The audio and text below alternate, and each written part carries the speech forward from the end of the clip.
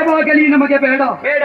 ದೇಶದ ಸಂಸ್ಕಾರ ಸಂಹಿತೆಯನ್ನು ಉಳಿಸುವ ದೇವಾಲಯ ವಿದ್ಯಾಲಯವೇ ಈ ನೆಲಕ್ಕೆ ಬೇಕಾದದ್ದು ತರುಣೀಮಣಿ. ಅಂತಹ ಪವಿತ್ರವಾದ ನೆಲದಲ್ಲಿ ನಾ ಹುಟ್ಟಿದವ, ಪವಿತ್ರವಾದ ಸಂಸ್ಕಾರವನ್ನು ಪಡೆದವ. ಈ ನೆಲಕ್ಕೆ ತಾಯಿ ಅಂತ ನಾವು ಕರೆಯುತ್ತೇವೆ. ತಾಯಿ ಅಂತ ಕರೆಯುವ ನೆಲ ಇದ್ರೆ ಅದು ಇದು ಬಿಟ್ಟರೆ ಇನ್ನೊಂದಿಲ್ಲ.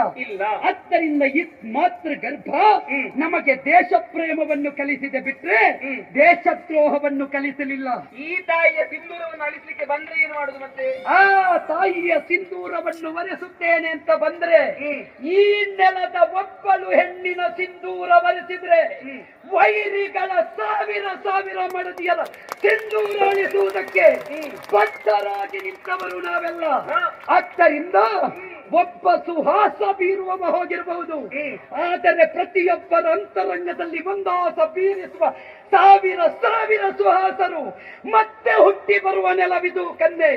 ಅಂತಹ ಪವಿತ್ರವಾದಂತಹ ನೆಲದಲ್ಲಿ ಜನ್ಮವೆತ್ತು ಬಂದವರು ನಾವು. ಆ ನಿಟ್ಟಿನಿಂದ ಹೇಳ್ತಾ ಇದ್ದೇನೆ, ಮಂದಹಾಸ ಬೀರುವ ಆನಂದವನ್ನು ಒದಗಿಸುವ ಕನ್ಯಾಮಣಿಯಾದ ನೀನ್ಯಾರು? ಇಲ್ಲಿ ಏನು ನಿನಗೆ ಕಾಯಕ? ಅಪ್ಪ ಅಮ್ಮ ಊರು ಉದ್ದೇಶ ವಿಸ್ತರಿಸುವೆಯಾ?